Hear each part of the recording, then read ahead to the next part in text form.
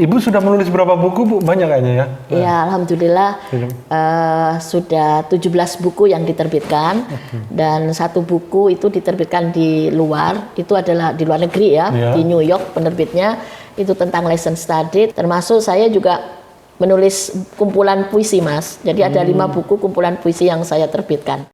Acara ini disupport oleh Paragon Corp dan Hawaii Waterpark Malang.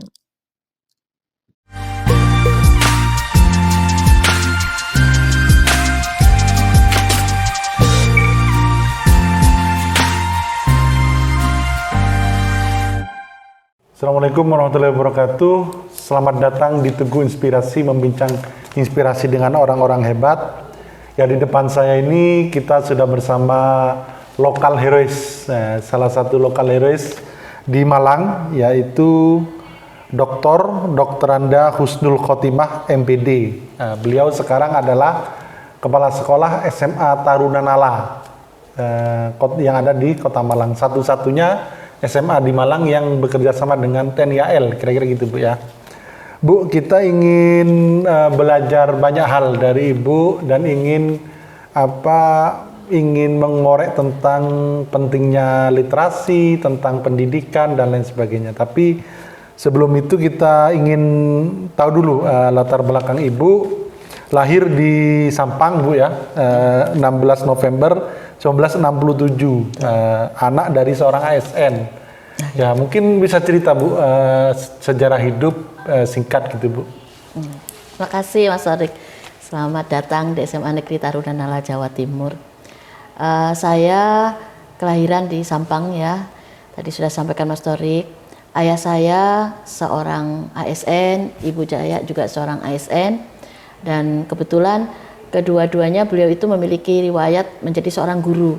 Walaupun kemudian ayah saya pindah ke jalur struktural, sedangkan ibu saya tetap menjadi seorang guru, tepatnya seorang kepala sekolah taman kanak-kanak. ASN, bukan ASN, Bu ya, tapi guru ya. ASN. Oh, ASN. ASN ya, pegawai negeri kan. Jadi sekarang tuh ASN kan ada 2, PNS dan P3K. Ya. Lalu menjadi guru itu ketika Ibu kuliah di Malang, bisa diceritakan sekilas ketika kuliah di Malang dan hijrah dari Madura ke sini gitu, Bu? Oke. Memang awalnya ini menarik juga. Saya waktu menjadi seorang anak istilahnya, saya akan mengidolakan kedua orang tua saya. Tapi saya juga membandingkan, ayah saya itu kerjanya di kantor, ibu saya di sekolah. Nah, pada waktu liburan, kayaknya ayah saya nggak punya masa libur kecuali hari Minggu waktu itu. Kalau ibu saya, muridnya libur, ibu juga libur. Sehingga saya terpikir, enak juga ya, bekerja, ada liburnya, bisa mendampingi anak-anak.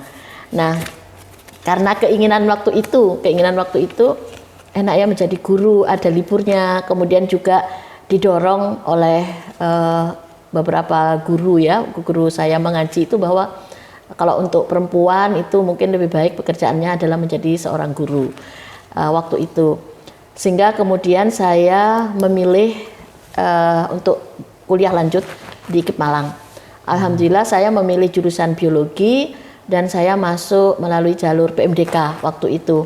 Jadi yang masuk kampus tanpa tes itu, Mas Torik. Nah, kemudian di kampus saya masuk jurusan biologi, kemudian saya mendapatkan beasiswa tunjangan ikatan dinas. Sehingga dengan beasiswa itu saya bisa menjadi PNS atau CPNS awalnya itu tanpa tes. Dan saya di waktu awal itu saya ditempatkan di SMA Putra Harapan, jadi saya sebagai seorang DPK waktu itu. Tahun 1990 saya lulus sarjana biologi, pendidikan biologi. Tahun 1991 saya menerima SK CPNS. Oh ya, Bu, kenapa memilih jadi guru? Karena inspirasi dari orang tua itu tadi, ya. Kenapa nggak ke profesi yang lain, misal yang secara kesejahteraan itu lebih gitu? Kenapa, Bu? Memang waktu itu ketika saya memilih, kan waktu itu memilih untuk kuliah lanjut itu jalur PMDK itu memilih untuk diikip menjadi seorang guru itu sebenarnya memang diledek juga oleh teman-teman, istilahnya wah ini menambah jumlah Umar Bakri di Indonesia waktu itu seperti itu. Tapi saya melihat ibu saya figur seorang ibu yang banyak mendidik ya waktu itu anak-anak TK, tapi juga ibu itu menurut saya masih bisa bertugas melayani keluarga.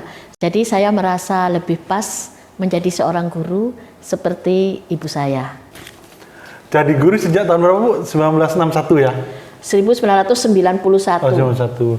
Jadi udah hampir 33 tahun itu Ibu mengabdi. Nah, ini Bu, apa Bu prestasi yang membanggakan atau kalau dari 31 tahun itu kalau diceritakan itu seperti apa lika-liku menjadi guru itu Bu? Itu kan tentu nggak mudah mendidik anak, mendidik siswa dan lain sebagainya Bu.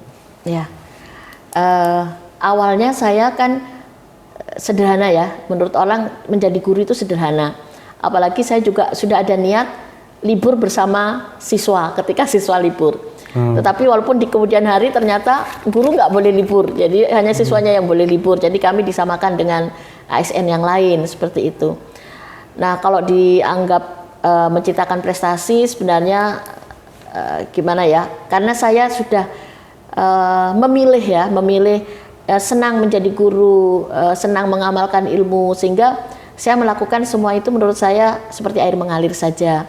Jadi ketika awal kebetulan Mas saya memang suka membaca, sehingga banyak buku-buku yang saya baca, terutama saya paling senang membaca buku biografi seseorang. Jadi biografi orang-orang sukses itu saya paling senang membaca karena menurut saya itu sangat menginspirasi.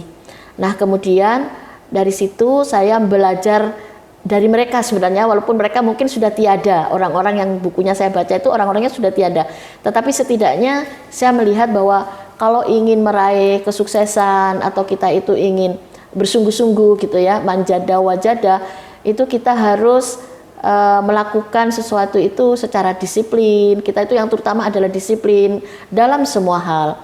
Sehingga kemudian saya memang punya prestasi sebagai guru berprestasi, sebagai guru ideal, juga ketika piloting tentang lisensi kepala sekolah yang berlisensi itu saya juga dapat juara. Dan yang alhamdulillah menurut saya yang tidak terlupakan itu adalah ketika saya menjadi kepala sekolah di SMK, itu saya menjadi guru kepala sekolah berprestasi tingkat nasional, walaupun saat itu hanya meraih juara 2 di tingkat nasional. Itu SMK 13 ya? Ya, SMK 13 betul. Siap. Nah, Bu, apa makna menjadi guru itu apa menurut Bu Husnul? Selain ini ya, memenuhi kebutuhan hidup ya, dapat gaji, dapat sertifikasi dan lain sebagainya. Tapi lebih dalam dari itu apa makna jadi guru sehingga guru-guru yang lihat, guru-guru baru itu bisa termotivasi, Bu. Oh, ternyata jadi guru itu tidak hanya dapat bayaran, tapi ada makna lain yang didapatkan dan yang harus diperjuangkan menjadi guru. Ada nggak Bu seperti itu, Bu? Iya. Saya juga terinspirasi oleh Ki Hajar Dewantoro yang sekarang itu didengungkan ya tentang kurikulum merdeka. Sejak dulu itu saya tahu bahwa Ki Hajar Dewantoro itu menyampaikan, beliau tokoh pendidikan, bahwa ingarso sung tulodo. Jadi yang terutama bagi seorang guru itu adalah keteladanan. Keteladanan bagaimana mereka itu dilihat oleh siswanya, dilihat oleh rekan kerjanya, dilihat oleh tetangganya, dilihat oleh masyarakat, dan dilihat oleh keluarganya. Bagaimana seorang guru itu bisa menjadi bisa meneladani dalam berkehidupan. Nah itu menurut saya yang cukup berat ya, karena kita ini harus bisa menjaga image bahwa kita ini adalah sosok yang diteladani, sehingga rasanya masyarakat itu tidak ingin kalau ada seorang guru itu bersalah gitu ya, padahal sebenarnya guru itu kan juga manusia biasa gitu kan, jadi normal kalau melakukan kehilafan atau kesalahan, tetapi rasanya itu tabu kalau melakukan sesuatu itu adalah seorang guru gitu ya, tapi kalau yang lain melakukan itu dianggap wajar seperti itu. Nah jadi guru itu adalah sosok yang memang harus menjadi teladan, menurut saya seperti itu. Kemudian selain teladan juga menurut saya juga itu cita-cita saya juga adalah bagaimana kita itu bisa menjadi guru yang dirindukan oleh peserta didiknya atau oleh murid-muridnya. Jadi kalau murid itu kita tidak masuk sekolah, murid itu bertanya kenapa kita, kalau kita sakit didoakan, bukan sebaliknya. Ketika kita tidak masuk, murid malah senang kalau gurunya tidak masuk. Nah apa itu resepnya Bu agar dirindukan oleh siswa itu Bu? Menurut Ibu apa resepnya? Yang pertama adalah memang mengajar itu harus dengan hati. Jadi kita ikutkan hati kita ketika mengajar. Anggaplah anak-anak itu adalah anak-anak kita sendiri. Dan kita juga melihat tumbuh kembang mereka. Jadi mereka kita sesuaikan dengan masanya. Kebetulan Mas, saya pernah menjadi kepala sekolah di SD, kepala sekolah di SMP, kepala sekolah di SMK, dan kepala sekolah di SMA. Jadi saya merasakan betul bahwa memang di masing-masing jenjang itu tumbuh kembang anak itu memang berbeda. Dan kita harus bisa menyesuaikan. Jadi ketika kita misalnya mengajar, kita menyadari bahwa yang kita hadapi itu bukan seusia saya, tapi itu adalah anak-anak. Jadi kita mengikutkan hati kita kepada anak-anak sehingga insya Allah kalau hati kita itu kepada anak-anak itu welcome, menyambut begitu dan tahu apa yang mereka butuhkan, insya Allah mereka itu merindukan kita. Menurut saya seperti itu. Siap. Jadi jadi mengajar dengan hati Bu ya. Jadi anak-anak itu dianggap anak sendiri gitu. Nah, itu ada cerita nggak Bu, misal siswa Ibu sangat cinta sama Ibu sampai sedih kalau nggak masuk, itu ada cerita seperti itu nggak Bu selama ngajar ini? Anak-anak itu tahu sebenarnya juga bahwa saya itu guru yang juga disiplin begitu ya. Tetapi saya tahu bahwa juga kita harus istilahnya itu terbuka juga. Anak itu suka, mereka itu segala sesuatunya terbuka. Artinya begini. Ketika mereka itu diberi tugas, kita nilai, kita komentari dari tugasnya itu yang belum mana, yang kurang bagus yang mana, dan apa yang harus ditingkatkan. Nah saya ketika menjadi guru itu saya menerapkan jurnal belajar. Jadi anak-anak itu punya jurnal, yang dengan jurnal itu mereka bisa menuliskan komentar terhadap proses pembelajaran. Jadi mereka merefleksi terhadap apa yang sudah mereka pelajari, dan mereka merefleksi bagaimana guru di saat proses pembelajaran. Jadi mereka tidak nyaman misalnya saya mengajarnya terlalu cepat, saya mengajarnya mungkin kesulitan materi apa, itu mereka menuliskan. Jadi saya sudah melatihkan mereka juga untuk menulis seperti itu. Jadi Ibu juga dapat masukan ya dari siswa didiknya mengajar yang baik itu seperti apa gitu ya. Iya.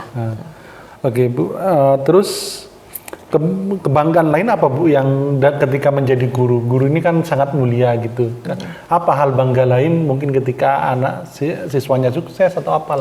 Ada nggak Bu? Ya, tentu saja sebagai seorang guru menurut saya dimanapun kita itu mendidik anak-anak sampai di jenjang lulus SMA, kalau di jenjang SMA, dan kemudian mereka berkembang menjadi tokoh-tokoh di masyarakat misalnya, atau mereka sukses dalam hidupnya, itu adalah sebuah kebanggaan bagi seorang guru termasuk saya. Jadi biarlah mereka itu memang akan lebih sukses daripada guru sampai kapanpun, guru ini ya tetap menjadi guru, sebenarnya seperti itu. Tapi anak-anak didik itu mereka bisa melebihi profesi saya seperti itu, dan itu adalah memang sebuah kebanggaan, apalagi kalau kita itu disapa oleh anak-anak yang kita itu sudah lupa. Mereka menegur, ibu, saya nih dulu siswanya ibu, ibu saya dulu ini. Mereka ingat kepada saya, menurut mereka, ibu tidak berubah gitu ya dari waktu ke waktu, ibu tetaplah. Itu artinya saya sangat mengembirakan ya, mereka itu masih mengingat saya begitu ya. Dengan profesi apapun yang mereka miliki, mereka juga bangga menjadi murid saya, istilahnya seperti itu. Itu sesuatu yang berharga, sesuatu yang tidak ternilai ketika kita juga melahirkan pemimpin masa depan di Republik ini, seperti itu. Siap. Anak siswa Ibu ada yang jadi apa aja sekarang Bu? Ada yang jadi misal dokter atau menteri, ada nggak yang pejabat yang orang-orang menempati posisi strategis gitu? Ada? Kalau yang saya tahu TNI, Polri itu juga ada, kemudian direktur begitu ya di beberapa perusahaan, kemudian ya saya yang mereka kerja di bank, kadang-kadang saya jumpa mereka begitu di bank, oh ibu dulu saya siswanya gitu, tapi kan yang tahu persis mungkin adalah sekolah ya, sekolah asal, karena mereka punya link kan, punya link anak-anak data-data yang berprestasi menjadi apa dan sebagainya seperti itu. Siap. Bu, di dunia guru pangkat ibu sekarang apa 4E? Iya. Nah, itu pangkat gimana Bu? Maksudnya kayaknya jarang pangkat 4E itu. Mungkin rata-rata kalau kepala sekolah itu apa pangkatnya Bu? Kalau di Malang gitu? Kalau ya saya tahu, kalau di teman-teman mungkin rata-rata kalau di Malang itu masih 4B ya, mungkin ya masih 4B. 4C, 4D, 4E. Iya, Nah, betul. Ibu sampai 4E itu gimana ceritanya Bu? Saya itu tertarik dengan begini, tulisannya Imam Syafi'i ya. Ya. Imam Syafi'i itu begini menulisnya, jika kamu keras kepada dirimu sendiri, kehidupan itu akan lunak kepadamu. Kalau kamu lunak kepada diri sendiri, kehidupan itu akan keras kepadamu, gitu kan? Jadi saya sudah mengkeraskan diri sendiri dalam arti saya mendisiplinkan diri. Jadi saya harus melakukan aktivitas yang sesuai dengan tugas pokok dan fungsi saya tanpa mengesampingkan bagaimana saya mengurus pangkat dan golongan saya, karena itu harus secara mandiri seperti itu. Bahasanya Imam Syafi'i juga, kalau air mengalir itu akan bening, kalau air diam itu akan keruh. Sehingga saya ikuti saja, air itu mengalir. Jadi kalau di dalam kenaikan pangkat itu memang sangat kental dengan dunia tulis menulis, sangat kental juga dengan dunia riset ya, karena harus ada artikel di jurnal begitu, kemudian ada best practice seperti itu. Jadi ada novelty yang ditemui oleh seorang guru atau seorang kepala sekolah. Jadi saya menganggap semua itu bukan sesuatu yang sulit, karena sudah saya lakukan sendiri semuanya sejak awal. Tetapi mengurus pangkat itu urusan diri sendiri lah, istilahnya seperti itu, karena harus keras pada diri sendiri ya. Jadi harus menghasilkan karya tulis kan, seperti itu. Dan ketika kalau ke 4D itu ada ujiannya. Jadi ada ujian, jadi seperti ujian disertasi begitu kan, di depan profesor mempertahankan apa yang sudah kita lakukan seperti itu. Kemudian di dalam proses kenaikan pangkat itu juga kita menunggu gitu kan, turunnya PAK dan sebagainya, dan yang penting kita tidak putus asa, terus saja kita menghasilkan karya. Dan nampaknya itu tidak hanya ketika sudah golongannya 4E kemudian kita berhenti berkarya ya. Jadi tuntutan berkarya itu terus, karena apa, di dalam ASN ini untuk SKP, penilaian di SKP itu juga harus ada karya-karya yang diupload juga seperti itu. Jadi menulis itu nampaknya harus sepanjang hayat gitu ya. Kalau kita tidak menulis, kita tidak menghasilkan karya tulis, ya kita tidak bisa naik pangkat ke jenjang tinggi. Jadi itu kendalanya memang di situ. Nampaknya pemerintah itu minta guru-guru juga rajin untuk menulis ya, literasi. Dan modal untuk bisa menulis itu sebenarnya memang dari membaca. Karena apa yang kita baca itu bisa kita tulis, atau apa yang kita tulis itu nanti bisa menjadi bahan bacaan orang lain, seperti itu. Siap, menarik Bu. Bu, Ibu sudah menulis berapa buku Bu? Banyak kayaknya ya? Iya, alhamdulillah sudah 17 buku yang diterbitkan, dan satu buku itu diterbitkan di luar, itu adalah di luar negeri ya, di New York penerbitnya, itu tentang lesson study, tapi itu kolaborasi dengan dosen UM, kolaborasi dengan dosen di UPI. Oke, 17 buku, apa itu buku soal biologi Bu ya? Di antaranya banyak buku yang tentang untuk guru ya, selain juga buku biologi. Jadi misalnya menulis tentang buku penelitian tindakan kelas, menulis buku tentang lesson study, nah seperti itu. Termasuk saya juga menulis kumpulan puisi Mas. Jadi ada 5 buku kumpulan puisi yang saya terbitkan. Itu 17 itu sama 5 itu? Tidak. Oh, berarti jadi dengan kumpulan puisinya berarti 22 ya? 22 buku. Jadi kan jarang guru seperti Ibu yang produktif menulis. Itu apa resepnya Bu untuk selalu produktif menulis itu Bu? Menurut saya ya yang kuncinya ya membaca. Jadi memang kebetulan saya senang membaca. Rasanya saya, memaksa diri sendiri. Jadi saya memaksa diri sendiri kan, harus keras kepada diri sendiri. Jadi setiap hari itu saya harus punya waktu untuk membaca. Berapa menit, berapa jam? Minimal 30 menit. Minimal 30 menit. Itu bukan membaca WhatsApp, bukan. Jadi membaca temuan-temuan lah, jadi artikel atau apa itu paling minim itu 30 menit. Sebenarnya kalau mohon maaf ya, jadi menjadi kepala sekolah itu waktu untuk membaca itu memang sangat susah gitu ya, tapi harus mencari waktu untuk bisa membaca. Dan kebetulan saya terbiasa membaca dimanapun, artinya kan ada orang yang tidak bisa membaca di kendaraan gitu ya, atau di pesawat mungkin begitu. Saya biasa membaca di kendaraan. Jadi kalau ini jarak dari rumah ke sekolah kan jauh, nah itu saya pakai untuk membaca juga di dalam mobil. Dan sekarang ini kalau tidak rajin membaca menurut saya rugi. Kenapa? Karena di HP itu sudah banyak sekali bahan yang bisa kita baca. Tapi bacanya ya harus juga yang terkait dengan dunia pendidikan lah, seperti itu. Kan saya guru, jadi yang saya baca memang harus yang berbau pendidikan, walaupun yang lain-lain itu tidak dibaca. Saya juga masih baca novel loh sampai hari ini. Novel-novel yang ada digital itu masih senang gitu. Kalau penulis favorit siapa, Bu? Saya itu penulis favorit nih, jujur saya suka tulisannya itu Buya Hamka ya. Yang lama-lama ya, karena saya Buya Hamka itu jadi para penulis yang lama-lama itu saya suka. Malah penulis cerpen yang cerpen atau novel yang masa lalu seperti Motingo Buse itu saya selalu dia terbitkan novelnya yang saya selalu baca. Saya bersyukur ya hidup di orang tua itu yang tidak melarang kami membaca buku apapun. Kalau itu mungkin SMP nggak boleh baca novel, mungkin begitu ya, baru SMA. Tapi tidak. Ayah saya, ibu saya membiarkan kami membaca apapun. Yang penting yang ada di rumah itu. Jadi memang disediakan, atau kalau enggak kita pinjam di perpustakaan. Kalau yang sekarang sudah banyak ya sekarang penulis-penulis itu. Saya suka ini Agatha Christie juga. Saya suka bukunya Agatha Christie juga. Siap, Bu, ini kan bagi generasi muda itu membaca itu sepenting apa, Bu? Itu kan sekarang jarang sekali, mungkin dari 100 siswa Ibu yang suka baca mungkin sangat jarang mungkin ya. Dan itu terjadi di mana saja, di kampus dan di dalam. Itu apa pentingnya dan kenapa anak muda itu harus membaca buku? Ya, membaca itu penting ya. Ingat kalau saya sebagai seorang muslim itu perintah pertama kan Iqra. Nah, Iqra itu kan membaca.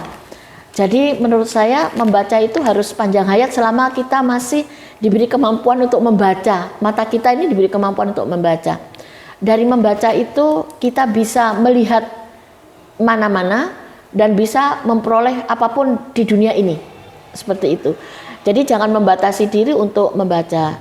Apalagi kalau misalnya perkembangan ilmu pengetahuan teknologi, itu anak-anak zaman sekarang itu harus tahu. Sekarang itu berbasis digital. Jadi mereka juga harus mengikuti semua itu. Dari mana mereka tahu bahwa perkembangan teknologi, misalnya kita tahu perkembangan di negara lain itu seperti apa, kalau kita tidak membaca. Jadi seperti itu. Jadi membaca itu menurut saya kuncinya. Syukur alhamdulillah kalau bisa menulis, karena dengan menulis itu tulisan kita atau kita itu bisa berada di mana-mana. Oke. Ya. Itu Ibu sebulan membaca berapa buku? Hatam berapa buku itu? Ada target nggak, Bu? Oh ya. Saya kebetulan kalau membaca buku ya, tidak harus membaca buku sebenarnya. Ya. Kebetulan saya senang buku karena kalau buku itu saya bisa mencoret-coret gitu ya. Jadi buku baik buku agama, buku misalnya terkait pendidikan gitu ya, terkait kurikulum, kemudian juga baca novel gitu ya. Jadi itu saya nggak punya target khusus, tapi sepertinya saya tidak harus membaca misalnya ini saya baca buku agama ini harus habis, kemudian ini novel harus habis, enggak. Kalau novel itu memang membuat nggak bikin bisa tidur loh Mas, artinya penasaran terus gimana nanti berakhirnya begitu kan. Tapi saya kan harus membatasi ya, oh ini novel, ini sudah cukuplah novel, oh sekarang saya baca buku agama dulu lah, saya kemudian baca buku ini, sehingga saya bisa memilah waktu, yang penting tiada hari tanpa membaca itu aja. Itu. Dan itu menjadi bahan bakar untuk produktif menulis itu ya, sampai 22 buku itu ya? Iya, alhamdulillah seperti itu, dan mudah-mudahan saya masih bisa menulis ke depannya. Walaupun memang ya dituntut juga buku itu untuk naik pangkat itu juga sebenarnya Mas ya. Oh, iya. Di kemudian hari itu ada tuntutan untuk bikin buku. Dan itu menghasilkan nggak Bu dari menulis buku itu? Ada royalti itu cukup lumayan nggak Bu? Iya, pada awal-awalnya dulu ketika masih tahun 2008 ya, saya pertama kali menulis itu belum banyak guru yang membuat buku. Waktu itu ya mungkin dosen gitu ya. Tapi tahun 2008 itu saya sudah menghasilkan buku dan kebetulan buku itu memang dibutuhkan. Begitu saya kolaborasi dengan dosen UM gitu ya, dengan Profesor Herawati waktu itu, dengan juga satu teman. Nah itu almarhum Ibu Yuyun. Waktu itu luar biasa. Jadi baik penerbitnya itu dapat royalti, saya juga sebagai, kita kalau menjadi narasumber gitu ya Mas ya, menjadi narasumber di mana ya kita juga menjual buku kita sendiri, itu rasanya ada kebanggaan. Dan yang penting lagi Mas Torik, yang membuat saya bangga itu adalah ketika buku yang saya tulis, buku yang saya terbitkan itu juga dijual di toko buku. Itu aja yang buat saya senang. Oke. Siap. Terus kita beralih ke sekolah. Guru itu kan tugas fungsional Bu ya. Iya. Sampai sekarang Ibu kan menjadi guru meskipun kepala sekolah juga ya. Iya. Nah itu kalau menjadi kepala sekolah sejak kapan Bu? Saya menjadi kepala sekolah sejak tahun 2010. 2010. Nah Nah itu apa Bu tantangannya dan apa yang paling berkesan? Ibu kan perempuan, nah, memimpin guru mayoritas laki-laki dan siswa juga, itu apa tantangannya Bu Ya. dalam hal memimpin? Kalau yang paling berkesan itu begini, saya pernah menjadi kepala sekolah SD, SMP, SMK definitif, memimpin 3 lembaga. Oh. Nah itu maka saya dapat penghargaan. Kapan itu Bu? Kapan itu Bu? Itu tahun 2010-2011. Baru berarti baru kepala sekolah. 2010-2011 waktu kepala sekolah awal itu. Jadi langsung memimpin 3 sekolah. Itu saya sungguh sesuatu yang menurut saya luar biasa ya. Jadi itu saya lakukan 3 bulan. Sekolah mana aja itu Bu? SD, SMP 1 atap, kemudian dengan SMK 13. Oh kenapa kok bisa sampai jadi 3 kepala sekolah itu? Mungkin ini kan kepala dinas ya, yang mungkin yang lebih tahu ya kenapa. Mungkin karena lokasinya itu berdekatan, mungkin kemudian SMK 13 itu sekolah yang baru, sehingga mungkin saya dianggap mampu memimpin 3 sekolah itu. Tapi itu saya masih bisa bertahan hanya 3 bulan. Setelah itu saya tidak sanggup, kemudian saya sampaikan saya tidak sanggup, kemudian akhirnya yang SD dilepas. Kemudian saya memimpin di SMP dan SMK 13. Yang sekarang SMP-nya itu menjadi SMP Negeri 25 Kota Malang. Seperti itu. Siap, itu waktunya Bu ya, yang nggak mampu atau? Iya. Tapi apa pelajaran dari memimpin 3 sekolah dalam kebersamaan itu Bu?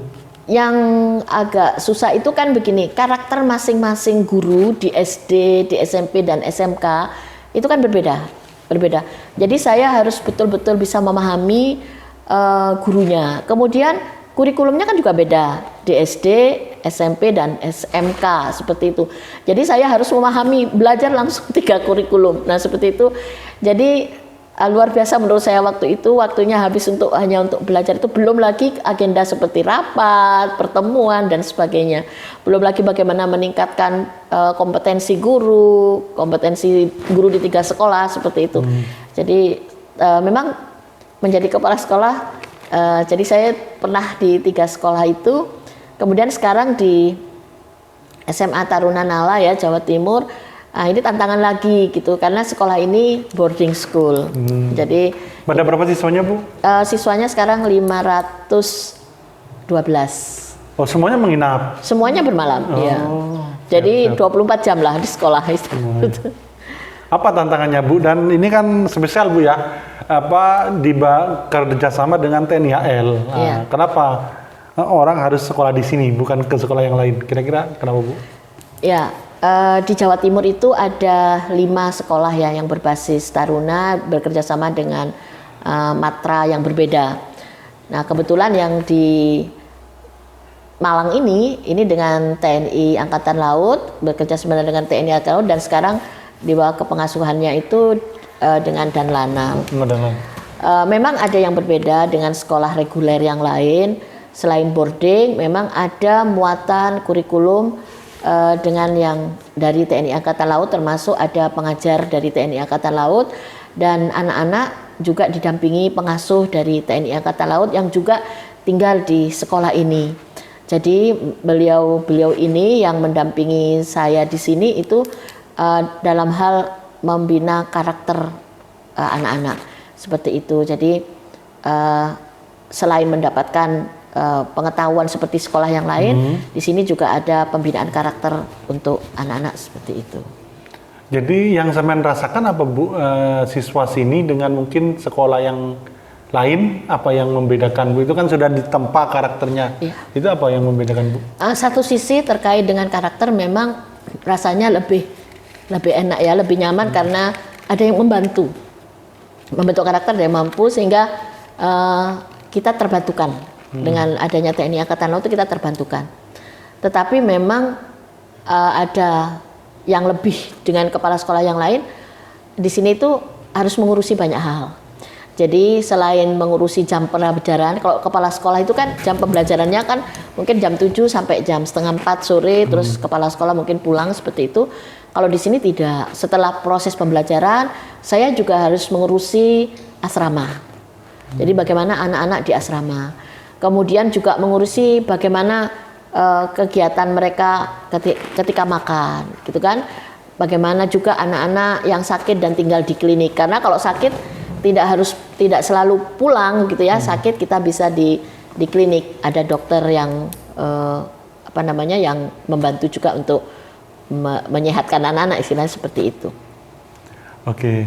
Kalau dari anaknya Bu, bedanya apa Bu? Karakternya lebih bagus atau gimana Bu? Ya namanya sudah diproses ya. Insya Allah kalau sudah diproses pasti lebih bagus. Di sini ada kriteria seleksinya, berbeda dengan PPDB sekolah yang lain ya. Jadi PPDB-nya beda, penerimaan siswanya beda. Jadi tahap seleksinya itu bertahap. Jadi kalau misalnya tahap pertama sudah gugur, misalnya tahap administrasi gugur, kemudian nanti tahap tes kesehatannya lanjut atau tidak. Jadi sistemnya itu sistem gugur per tahap seleksi, seperti itu. Dan ada ketentuan. Jadi kalau Mas Torik lihat anak-anak di sini itu tinggi badannya itu hampir rata-rata karena memang ada seleksi di tinggi badan. Seperti itu juga ada tes seleksi kesehatan. Mohon maaf, jadi misalnya siswa yang punya kelainan jantung, mungkin siswa yang punya penyakit tertentu ya, itu tidak bisa diterima di sekolah ini, seperti itu. Tapi bukan sekolah dinas Bu ya? Bukan. Sama kayak SMA pada umumnya? Ya sama, cuma ya orang kadang-kadang masyarakat menyampaikan ini sekolah semi militer seperti itu, dibilang semi militer, itu masyarakat aja. Tapi sebenarnya ini adalah memang di bawah asuhan TNI Angkatan Laut, jadi pasti berbeda. Jadi sudah mereka memiliki pengetahuan yang lebih terkait dengan karakter dibandingkan dengan sekolah lain, seperti itu. Siap. Kalau di luar jam sekolah itu apa yang diajari Bu? Di ketika menginap gitu, malam itu apa ada kayak pesantren atau gimana Bu? Oh iya. Jadi kegiatan anak-anak itu sudah diatur di dalam peraturan kehidupan berasrama, gitu ya. Jadi ada juga kalau misalnya setelah jam belajar mereka bersih diri ya istilahnya. Kalau jam sholatnya tetap seperti itu, yang ibadahnya tetap meskipun yang misalnya agama Kristen atau Katolik hari Minggu kita antar ke tempat ibadah seperti itu tetap. Kemudian setelah bersih diri mereka itu ada kegiatan ekstrakurikuler mereka sesuai pilihan. Kemudian mereka juga ada study night, malam hari itu ada study night, mereka belajar. Kemudian mereka juga mengasah kemampuan diri. Kemudian ada anak-anak juga yang mereka sudah fokus ingin masuk TNI, Polri atau kedinasan, mereka olahraga sore ada, jadi dipandu oleh pengasuh yang dari TNI Angkatan Laut. Itu olahraga sore. Jadi olahraga pagi, olahraga sore, kemudian ada kesemaptaan. Jadi seperti itu sudah teragendakan. Jadi mereka itu istilahnya selama 24 jam itu mereka hidupnya diatur di sekolah ini. Seperti itu. Dan banyak peminatnya Bu ya karena itu banyak. Ya alhamdulillah. Jadi pada tahun ini PPDB kan sudah selesai. Peminatnya itu hampir 800. Tapi yang diterima sekitar 150-an sekian itu. Gitu. Dari mana aja Bu yang paling jauh? Ada Papua dan ada Aceh. Jadi Sabang sampai Merauke. Ya. Oke, siap. Oke Bu, kita di segmen terakhir. Mungkin ini kan banyak pembaca kita yang muda. Apa Bu untuk bisa meraih kesuksesan kayak Ibu? Apa yang diperlukan, yang perlu dipersiapkan oleh anak muda gitu? Atau anak muda, ada anak yang baru lulus kuliah atau anak SMA atau mahasiswa, itu apa yang diperlukan agar mereka survive di kehidupan yang semakin kompetitif ini Bu? Ya, mungkin seperti sekali saya sampaikan, ini maknanya dalam. Jadi kalau kita keras kepada diri sendiri, kehidupan itu akan lunak kepada kita. Kalau kita lunak pada diri sendiri, kehidupan itu akan keras pada kita. Jadi kalau keras kepada diri sendiri itu artinya kita harus belajar dengan keras. Kita harus bisa mengatur waktu dengan baik, memanfaatkan waktu yang ada itu untuk belajar. Jadi kita tidak boleh berhenti belajar. Belajar apapun itu semua nanti akan kita ada manfaatnya di kemudian hari. Pasti ketika kita belajar sesuatu, pasti di kemudian hari sesuatu yang kita pelajari itu akan bermanfaat di hari esok. Kalau kita dari sekarang kita lemah pada diri sendiri, kalau anak-anak sekarang misalnya banyak nge-game-nya, banyak mainnya, dan nanti dia di masa depan mau apa, seperti itu ya. Padahal tantangan itu kan makin berat gitu. Ya. Jadi dari sekarang itu harus mulai rajin belajar. Kalau saya rajin belajar karena prinsip saya belajar itu sepanjang hayat. Oke. Ya. Siap, terima kasih Bu Dr. Anda Husnul Khotimah, MPD, Kepala Sekolah SMA Taruna Nala. Kita banyak belajar dari lokal heroes, jadi pejuang dari Malang, tapi kiprahnya sampai nasional, bahkan tadi ada bukunya yang diterbitkan secara internasional. Kita banyak belajar, semoga teman-teman seperti itu. Itu saja mungkin dari saya. Assalamualaikum warahmatullahi wabarakatuh. Waalaikumsalam warahmatullahi wabarakatuh.